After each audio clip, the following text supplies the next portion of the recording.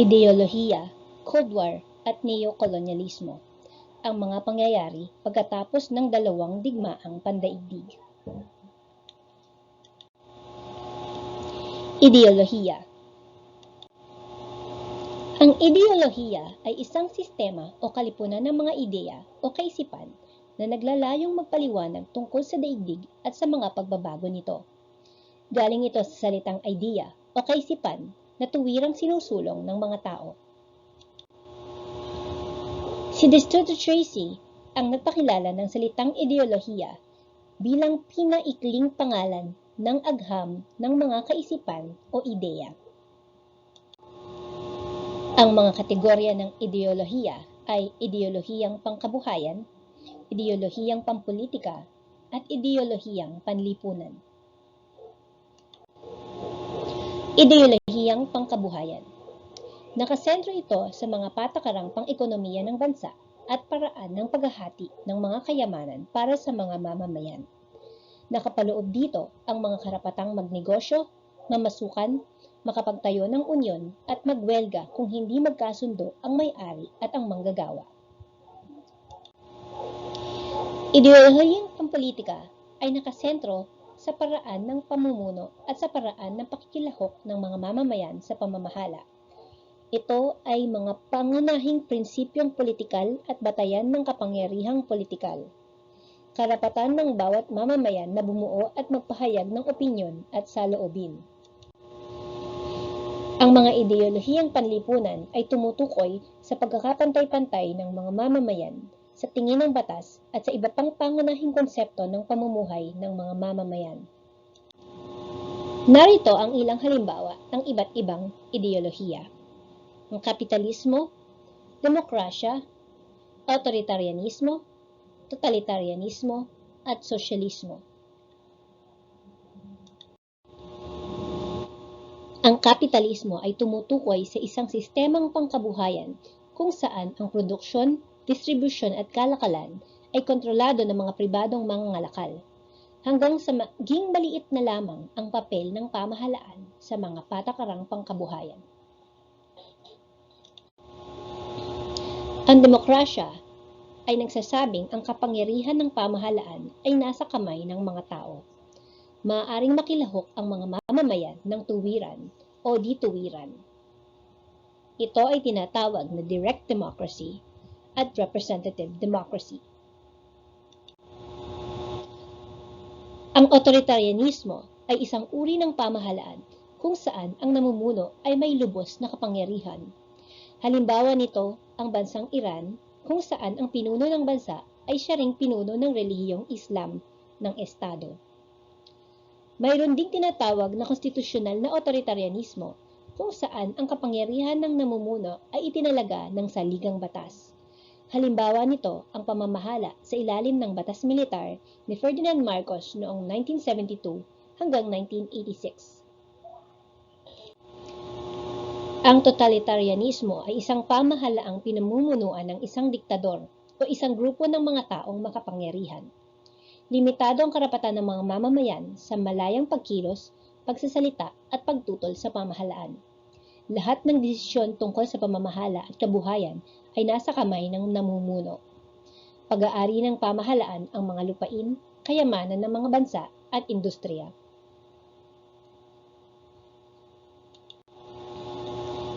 Sosyalismo ay isang doktrina na nakabatay sa patakarang pang-ekonomiya na kung saan ang pamamalakad ng pamahalaan ay nasa kamay ng isang grupo ng tao. Ang grupong ito ang nagtatakda ng pagmamay-ari at pangangasiwa ng lupa, kapital at mekanismo ng produksyon. Hangad ng sosyalismo ang pagkakamit ng perpektong lipunan sa pamamagitan ng pantay na distribusyon ng produksyon sa bansa. Ang mga ideolohiyang naging pwersang pampulitika pagkatapos ng unang digmaang pandaigdig ay ang komunismo ng Russia, ang pasismo ng Italy, at ang nazismo ng Germany. Komunismo. Nag-ugat ang komunismo sa Russia noong panahon ng mga Tsar. Noong Marso 1917, ang dinastiyang Romanov ay bumagsak bunga ng himagsikan. Ito ang tatlong dahilan kung bakit nagkaroon ng komunismo. Una ay politikal. Ang pamahalaan ay otokratiko, bulagsak at mahina. Ikalawa ay ang problemang pangkabuhayan. Mahirap at makaluma ang kalagayan at pamamaraan ng pagsasaka. At ang pangatlo ay mga problemang sosyal. Kakaunti lamang ang kalayaang sosyal. Lahat ay pinipilit sumunod sa pananampalatayang Orthodox at sapilitang pinalalaganap ang wikang Ruso.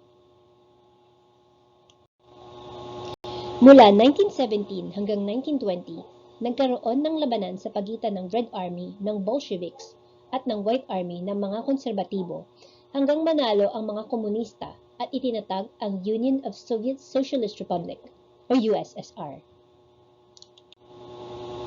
Pinatatag ng diktatorya ng mga manggagawa ang komunismo.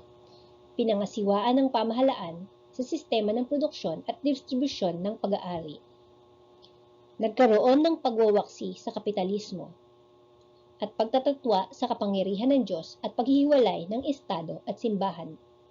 Nagkaroon ng pagsuporta, paghikayat at pagpapalaganap ng kilusang komunismo sa buong daigdig.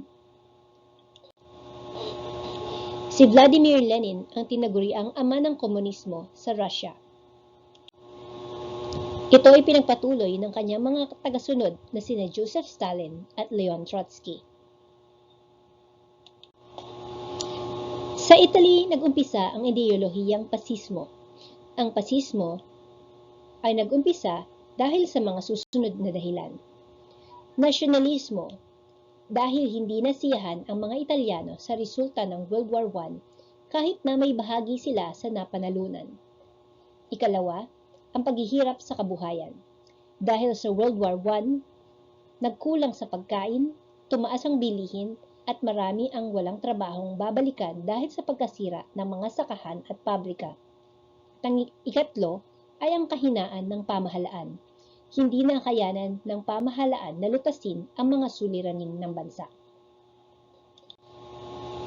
Noong 1920, inagaw ng mga manggagawa ang mga lupain at ang pamahalaang demokratiko. Ang kapayapaan ay naibalik ng mga fascists na pinamunuan ni Benito Mussolini. Itinatag ni Mussolini ang pamahalaang totalitarian at corporate state. Pinagsama-sama niya ang komunismo, sosyalismo at sistemang guild.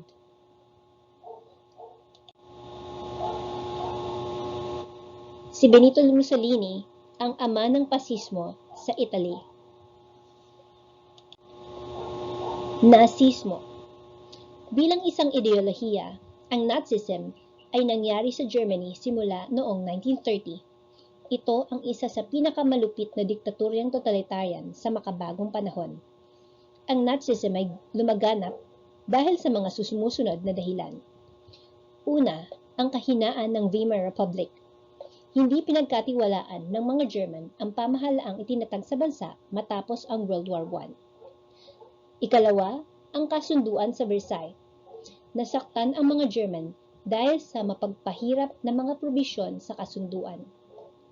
At ang ikatlo, ang paghihirap sa kabuhayan dahil sa pagbabayad sa mga nasira sa digmaan.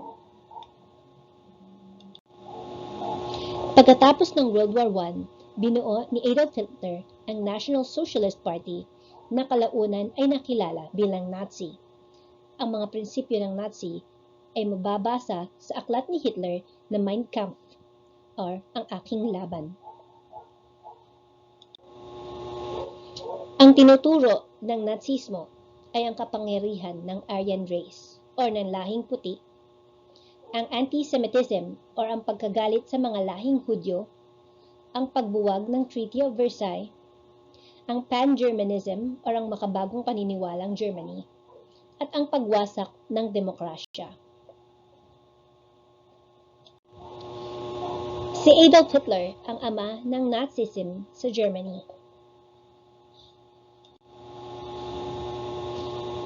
Ang Cold War.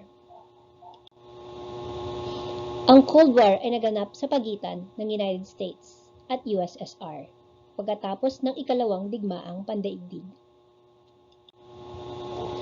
Ang USA at USSR ang naging dalawang pinakamakapangyarihang bansa sa mundo pagkatapos ng World War II. hindi naging maganda ang ugnayan ng dalawang bansang ito na kapwa kinilala bilang superpower. Nauwi ito sa Cold War na bunga ng matinding kompetensya ng dalawang bansa mula 1940 hanggang 1990.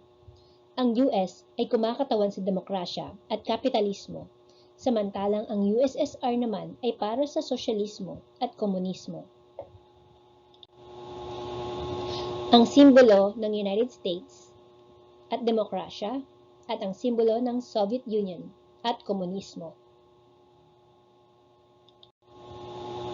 Ang mga manifestasyon ng Cold War ay ang Iron Curtain, ang space race, ang arms race, ang propaganda at ang proxy wars.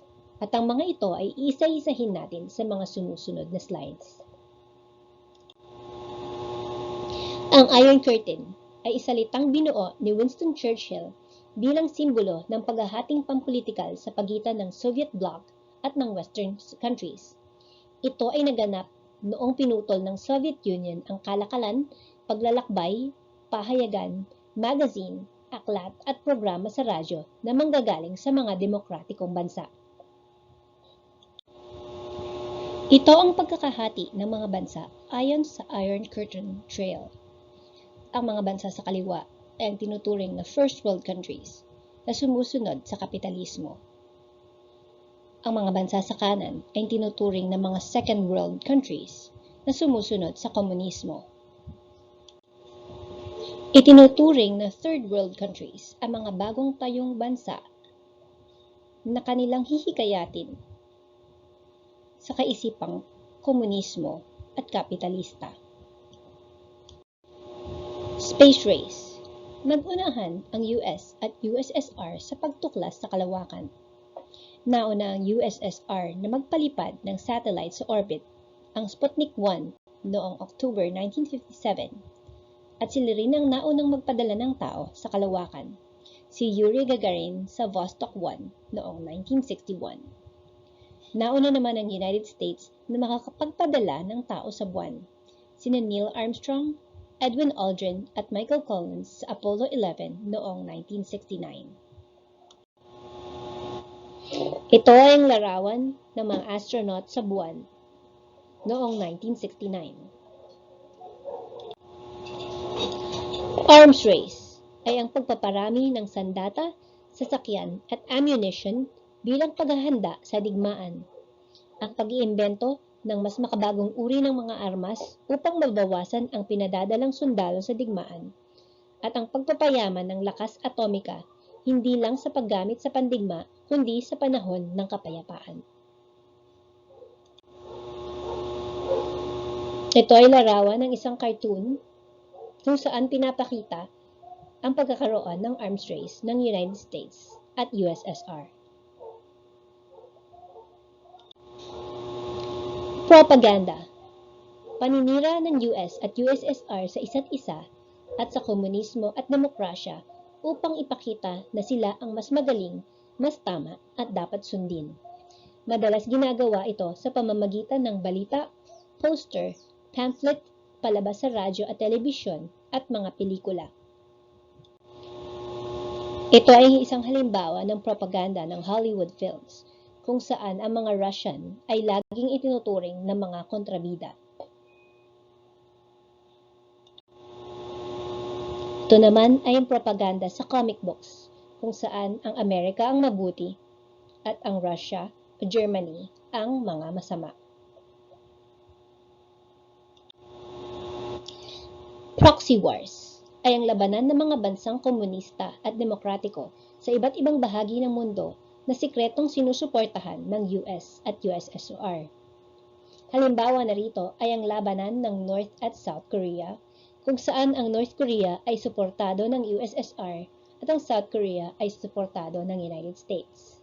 Ang labanan ng East and West Germany, kung saan ang East Germany ay suportado ng USSR at ang West Germany ay United States. At ang labanan ng China at Taiwan, kung saan ang China ay suportado ng USSR at ang Taiwan ay United States. Ang mabuting epekto ng Cold War. Binuo ang International Monetary Fund or IMF upang siguraduhing maayos ang takbo ng malayang kalakalan sa mundo. Kasabay ding inayos ang International Bank for Rehabilitation and Construction o World Bank upang tumulong sa pag-aayos at pagpapatayo ng mga nasira sa World War II. Nagkaroon ng Peaceful Coexistence Treaty sa panahon ni Nikita Khrushchev at ang pagpapatupad ng Glasnost at Perestroika sa panahon ni Mikhail Gorbachev. Ang Glasnost ay ang pagiging bukas ng pamunuan at ang Perestroika ay ang pagbabago sa pangangasiwa sa ekonomiya. Lahat ng ito ay ginawa sa bansang USSR. Ang mga hindi mabuting epekto ng Cold War. Umigting ang hindi pagkakaunawaan ng mga bansa, nawalan ng tunay na pagkakaisa, at nagkaroon ng mga samahang pansandatahan tulad ng North Atlantic Treaty Organization o NATO at Warsaw Pact na nagpataas ng banta ng digmaan. Neokolonyalismo. Tumutukoy ang neokolonyalismo sa patuloy na impluwensyang pang-ekonomiya at panlipunan ng mga mananakop na bansa sa mga dating kolonya, bagamat wala na silang tuwirang militar o politikal na kontrol sa mga ito.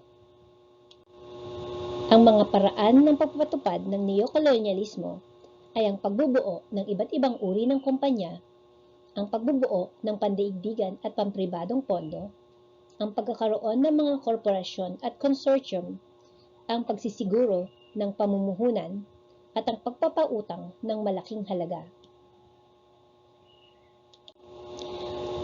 Ang mga uri ng neokolonyalismo ay ang neokolonyalismong pang-ekonomiya, neokolonyalismong pangkultura, dayuhang tulong o foreign aid, dayuhang pautang o foreign debt, at ang lihim na pagkilos o covert operations.